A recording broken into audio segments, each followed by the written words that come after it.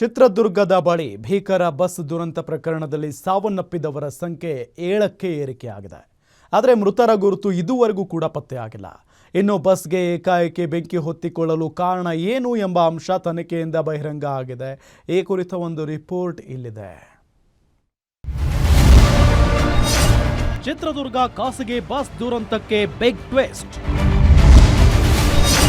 ಬಸ್ಗೆ ಏಕಾಏಕಿ ಬೆಂಕಿ ಹೊತ್ತಿಕೊಳ್ಳಲು ಕಾರಣ ಏನು?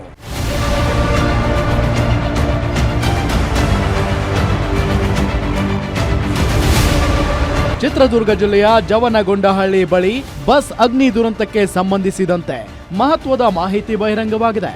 ಕಂಟೈನರ್ ಲಾರಿ ಹಾಗೂ ಸೀಬರ್ಡ್ ಬಸ್ ನಡುವೆ ಆಕ್ಸಿಡೆಂಟ್ ನಡೆದು 7 ಮಂದಿ ಸಜೀವ ದಹನಗೊಂಡಿದ್ರು.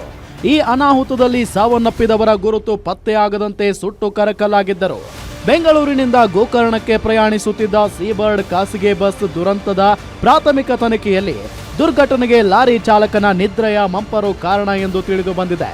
ಇನ್ನು ಬಸ್ನೊಳಗೆ ರಾಶಿ ಆಯಿಲ್ ಬಾಕ್ಸ್ಗಳು ಪತ್ತೆಯಾಗಿರುವುದು ಇದರಿಂದ ಏಕಾಏಕಿ ಬೆಂಕಿ ಹೊತ್ತಿಕೊಂಡಿದೆ ಅಂತ ತಿಳಿದು ಬಂದಿದೆ.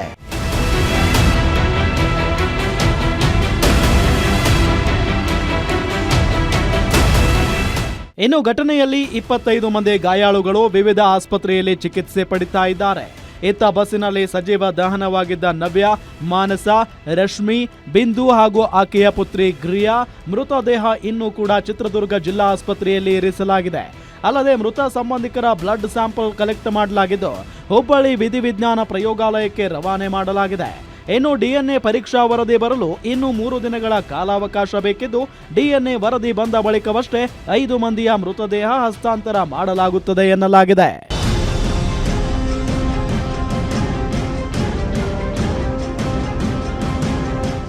ಇನ್ನು ಈ ಸಂಬಂಧ ಹಿರಿಯೂರು ಗ್ರಾಮಾಂತರ ಪೊಲೀಸ್ ಠಾಣೆಯಲ್ಲಿ ಕೇಸ್ ದಾಖಲಾಗಿದೆ. ಬಸ್ ದುರಂತಕ್ಕೆ ಕಂಟೈನರ್ ಲಾರಿ ಚಾಲಕನ ಅತಿ ವೇಗ ಹಾಗೂ ಅಜಾಗರೂಕತೆಯಿಂದ ಅಪಘಾತ ಸಂಭವಿಸಿದೆ ಎಂದು ಹಿರಿಯೂರು ಗ್ರಾಮಾಂತರ ಪೊಲೀಸ್ ಠಾಣೆಯಲ್ಲಿ ಬಿಎನ್ಎಸ್ ಸೆಕ್ಷನ್ 125A ಅಡಿ ಕೇಸ್ ದಾಖಲಾಗಿದೆ.